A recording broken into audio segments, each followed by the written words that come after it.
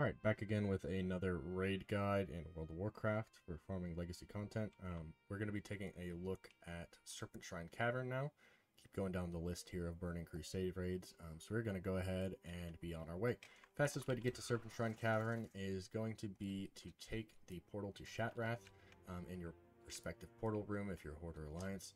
And for Horde, it's down here on the bottom level. Portal to Shatrath right over here. And so we're going to go ahead and take that.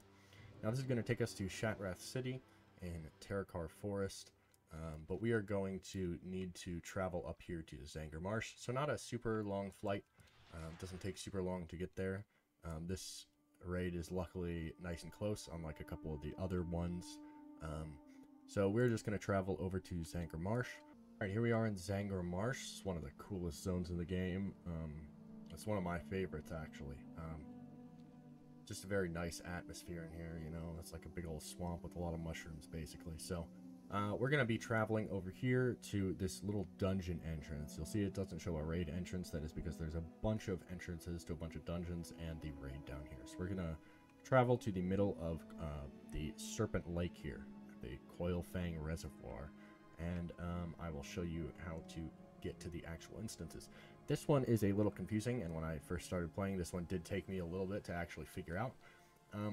So we're going to be looking at this, and you're like, well, where are the entrances to this thing? You know, they're not up here on the top of these things, on these buildings. They're not, like, down here on these things.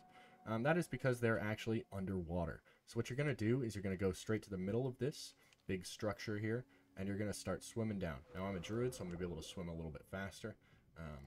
You know, just druid privilege. But you're going to swim through this tube. This little gross tube, you know, you keep swimming through it. It kind of curves around.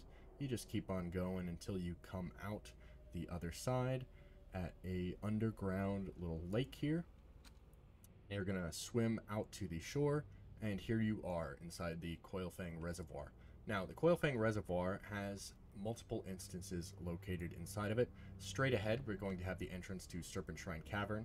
And there are 3 dungeons also located in here. Obviously, they're Burning Crusade dungeons, and if we scroll down to the bottom here, we can see them. This is the order that they are actually in. We have the slave pens over here on the left, and then we have the steam vault right next to it, down this little corridor, as you can see on the mini-map up there. And then we have the Underbog, which is over here on the right. So that's how you get to all these dungeons, and also how you get to this raid. It took me a while to figure that one out when I first started playing. So we're going to go ahead and zone in and get started. Alright, here we are inside the SERPENTSHRINE Cavern. Now, when you walk in here, be a little bit careful. There's this giant hole right here that we have to go down. There's actually an elevator that comes up. It is all the way at the bottom right now. I definitely fell in there a couple times, not paying attention, just auto-running through. Now, you can use, you know, helpful fall speed abilities, you know, like levitate or something like that, to jump down there. You know, with the Shadowlands expansion Covenant abilities right now, I could jump down and soul shape right before I hit the ground, just to get rid of the fall damage, you know, and just be there on the ground. As a druid, I can use flap and moonkin form, and that also works. You're able to, like, kind of glitch through the elevator and get down there multiple ways, so keep that in mind. Kind of just play around with it, but if you don't want to deal with that, just take the elevator. Alright, so now that we're down here, we're going to take a look at the map. So we start in this little alcove over here. We kind of have to go through a gauntlet of pipes and whatnot to get to the first boss over here. And there's another elevator right here. Unfortunately, you have to wait for this one. You can't just jump down because this one goes up. So we're going to wait for that, and while we are waiting, we're going to take a look at the quests. So this quest, the Vials of Eternity, you pick this up in the Caverns of Time. The quest giver, as it says on the tooltip, is found walking around the Caverns of Time, and it is to get 2 items. One of them is from a boss in here, and the other is from a boss in the Eye, which is the raid we're going to be making a guide on next. So that is that quest, the Vials of Eternity. And the secret compromise, we will, you accept this from a guy inside of here, and I'll make sure I mention when we get to him, where to find him, and you can pick that up. So, there are some zone drops in here. I do have a BOP staff, so, you know, you can't buy this off the auction house or anything. Looks like it's unique as well. Nether vortexes are a crafting reagent dropped, so it's going to show me things I can make with those. I'm not a leather worker, so I'm missing a lot of these leather working appearances, actually. So that is it for these zone drops. And then we are going to look at all of these bosses here. So we're going to continue on our way, go around this, kind of walk along these wooden platforms. You can kill the trash for the zone drops if you'd like. There is no rep associated with this raid, so you don't really have to be super diligent about killing the trash. You know, you can kind of do whatever you want in this one. This one is pretty free and open. A lot of these raids are very linear. You have to do specific things to get through it all the way. But this one, you can basically skip every boss if you wanted to and just go to Lady Vash at the end. So, you know, kill the bosses that you need stuff from still and ignore the other ones. That makes this raid a pretty easy one to farm. So here's Hydros, the Unstable. And so we're going to kill him and move along the platform. This place is pretty easy to understand just because the map is one layer. Not like Karazhan where it's a million layers and it's really confusing to figure out where you are. And so before we move on to the technical second boss, we're going to do this little secret boss. So as you'll see in the middle here, we have the lurker below. And he is located right here in this strange pool. So you kind of have to jump in the water. Again, I'm going to use some druid privilege and swim faster. You're going to aggro a lot of these fish. It's kind of unavoidable. Just, you know, you can just kill him in the water and then hop up here. And so what you actually have to do to get this boss to spawn is fish him up. So you have to have learned fishing. You do not have to have any specific skill in fishing. You can be, you know, level 1 fisherman. You just have to have the ability to fish. So I'm going to go ahead and move this to my bar here. And we are going to go ahead and fish him up. Now, it can take you a couple times to fish him up. So just kind of sit here and fish up the boss. This one is another one that's pretty... it's pretty nice to get checked off your list, you know, once you get everything from him. Because, like I said, it can take a couple times until you fish him up. And, you know, you're farming raids for T-Mog. You don't necessarily want to be fishing. I don't know if that's just me, but unfortunately you have to get this boss. So we're going to keep fishing here. Hopefully it won't take too many times. And if it does, I'm probably going to have to cut it. But I guess we'll see. Let's wait for one more, and then I guess I'll cut it if he still doesn't come up. So here we go, fishing. Oh, there he is. Perfect. So lurker below. Kind of scary. Big scary guy. Just kill him. And there you go. You have to jump in the water to loot him, which is not ideal, but it is what it is. So we're going to continue on, and how do you get back up onto the platform where we were? The easiest way is actually right over here. So there's this little ramp part right here, as you see there on the map, and we're just going to climb up that and continue on our way. Now, like I said, all these bosses in this instance are pretty much optional, so you can literally just skip this whole section up here and just go to Lady Vash. You could skip the lurker below. You could skip the first boss as well. But obviously, we're going to go and kill all the bosses for the purpose of this guide. So we continue along here. I like to go to the left. You can go either way. You can start on the right or start on the left. It doesn't really matter, but we're going to go left. So we're going to continue on down here, and we're going to get to the next boss, which is Leotheris the Blind. Now, he is going to drop our first actual set piece token. Now, this boss is kind of unsuspecting. He's not like a big scary monster like the lurker is, you know, so it's not like super obvious. He's kind of invisible here. Kill these 3 cultists surrounding him, and then you're able to kill him. And like I said, he actually drops the first of the tokens for this raid.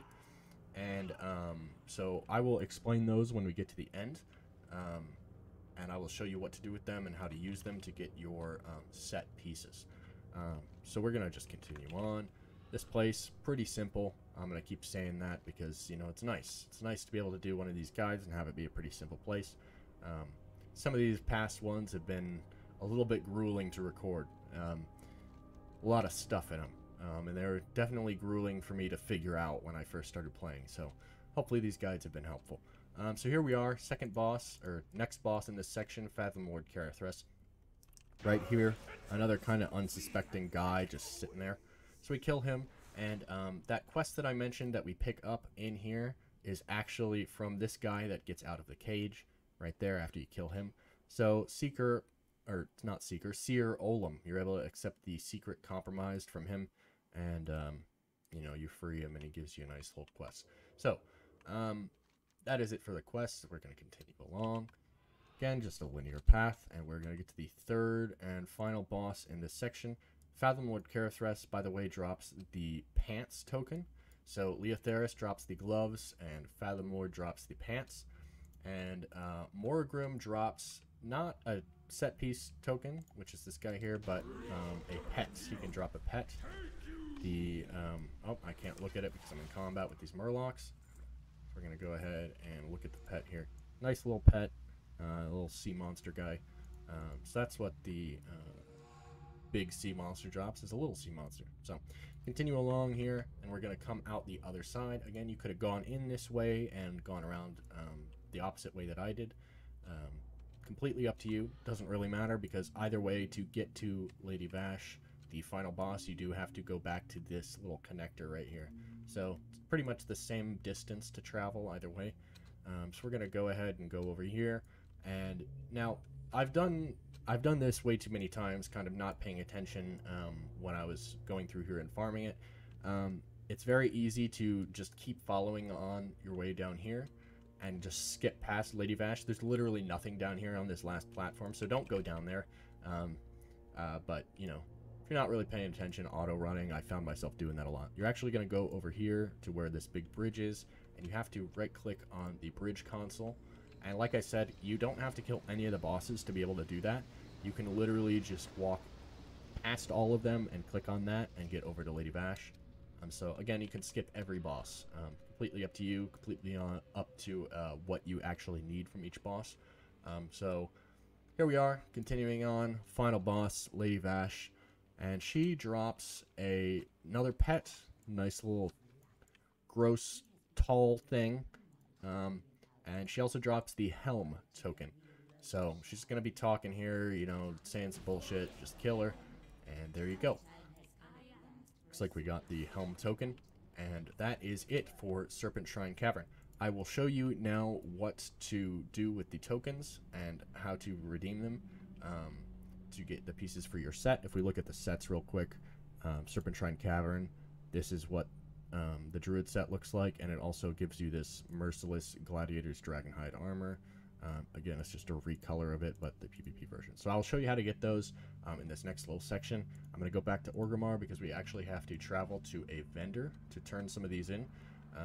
So I will meet you over there. Here we are in the Orgrimmar portal room. We're going to be taking a look at the Serpentshrine Cavern set tokens and where to go to turn those in and what exactly to do with those to get your sets here. These are going to be the Serpentshrine Cavern set and the Merciless Gladiator's armor. So first things first, we're going to go downstairs in the Orgrimmar portal room and go to the portal to Shatrath. This is going to be a place we need to go to get this second set. So I will explain exactly how all this works once we get there, but we're going to go ahead and look for the portal to Shatrath and go ahead and take that. Now obviously if you're Alliance, you're going to look for the portal to Shatrath in the Stormwind portal room, and that is the portal you're going to want to take. Over here we have portals back to Orgrimmar or Stormwind, and we're going to be looking for a little alcove with a single portal in it.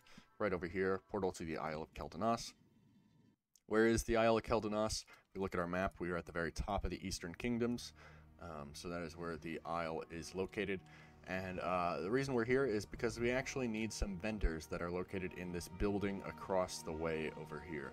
So we're going to go ahead and go up this ramp and go up to the very top. And this is where we're going to find our vendors that we're going to need to use to get this second version of this set, the PvP version.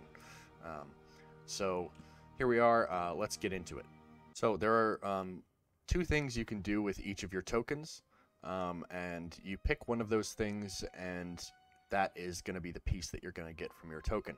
So those two things correspond with these two versions of the gear. We have the PvE normal version, and we have the PvP version of the set. So these are unique appearances. Obviously, they're different colors, so you want to collect both of these if you're going for collecting everything. So we're going to start with the PvP version, as that is why we are here. So we're actually going to take our tokens to these vendors that are located around here. There are 4 vendors, one there, there's one there, and one there. And we're going to be looking for the vendor that is going to sell us the set that we are looking for here. So for SERPENTSHRINE CAVERN, it's going to be this vendor right here. Now, as I will mention in this next guide, this set says SERPENTSHRINE CAVERN, but it is actually pieces from 2 different raids, SERPENTSHRINE CAVERN and the Eye. Much like this first set says Gruul's Lair, but it is actually pieces from Karazhan, Gruul's Lair, and Magtheridon's Lair. This SERPENTSHRINE CAVERN set is going to be, you're going to get pieces for it from both SERPENTSHRINE CAVERN and the Eye, so keep that in mind. So when we look at this vendor here, we're going to see that the cost for all of these items that he sells is actually one of our tokens from either the Eye or SERPENTSHRINE CAVERN, as you can see there. So we're going to take our tokens from SERPENTSHRINE CAVERN, take them to this vendor, and exchange them for the PvP version. As you can see, we have the helmet here. It looks like that with the purple gem. There it is, the PvP version. That is the version we're looking at right here.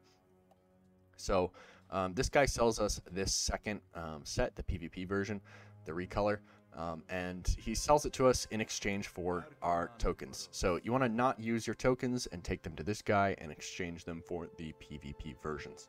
Now, he sells 3 different versions of each piece here. So there's 3 versions of the helmet. As you can see, they all look the same.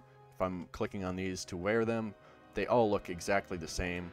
These 3 versions of the chest piece all look exactly the same. They're just named different things. Now, if you're collecting items in the game and you're collecting the different named versions, what that is called is, if we look at our all the things settings here, it's called sources mode. So if you turn sources mode on, basically it's going to count each named version of that piece, even though they're completely identical. It's going to count them as separate things to collect. Why is that? It's because if you were to look for, let's use this as an example, Nordrassil Headguard. If we were to look for Nordrassil Headguard, there it is, and we're going to right click on it. You can see there are 3 different versions of this headguard. We can call it the Nordrassil headpiece, headdress, or headguard. So those are the 3 different named versions. You can collect them. All it gives you is the ability to name it something different, which isn't extremely helpful, but if you're collecting with sources mode on, keep that in mind. You're going to want to buy each of these versions from this vendor. See, we have the Dragon Hide Helm, the Kodo Hide Helm, and the Worm Hide Helm, and the same for each of the other pieces. So this is going to take you 3 tokens, 3 of your class's helmet tokens to get the 3 helmets from here, and then you're going to need another 3 to get the PvE version. So speaking of the PvE versions, we're going to use the helmet as an example. If we mouse over the token here, you can see it says it contains 6 different pieces. 3 of those being the PvP pieces we can exchange here, and 3 of those being the PvE pieces. So the PvE pieces are quite a bit easier to get. You don't have to come to this location. You can do this anywhere in the world you want. So we're looking at this set now, the Nordrassil Raiment. And all you have to do is simply right click on the token to give you a piece for your loot specialization. Now, much like the PvP pieces, there are 3 different versions of the PvE set. So you know, when we mouse over these, it says it contains 6 pieces. That's because there's 3 PvE, 3 PvP. Now, as it says on the tooltip, create a class set item appropriate for your loot specialization, and then it tells you what your specialization is set to. Basically, your loot specialization is going to determine which named version of the piece you're going to get. So using the helmet again as an example, the Nordrassil Headguard, let's look it up again, Nordrassil Headguard, there it is.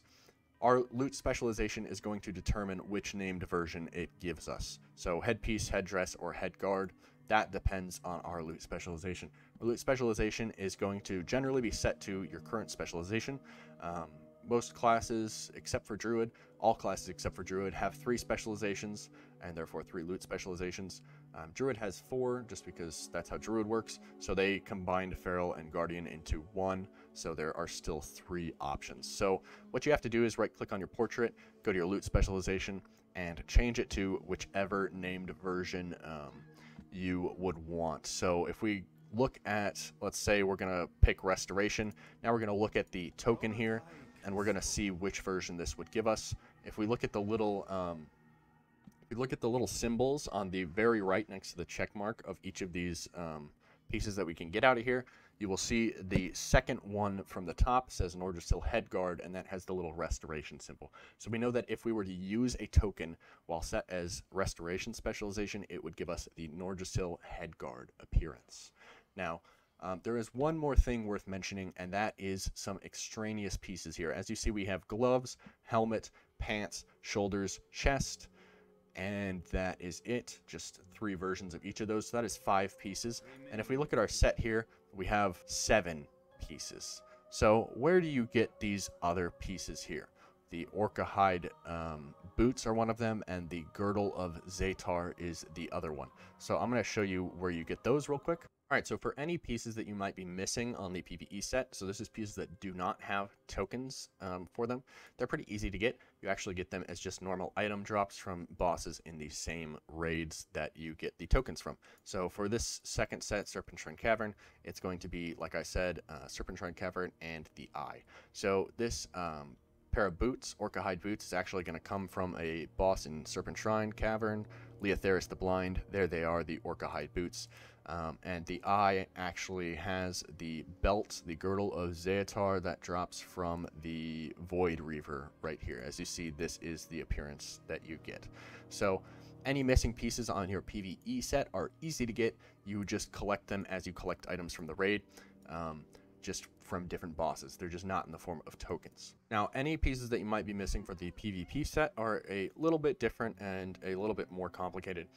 So as we know, we turn our tokens in to get the PvP versions, but if there's not a token for that specific piece of gear, there's nowhere to turn it in to get it. So on this PvP set, we're looking at bracers, the belt, and the boots. Those 3 do not have a token, and so therefore you can't go to this vendor and turn your token in for the PvP version.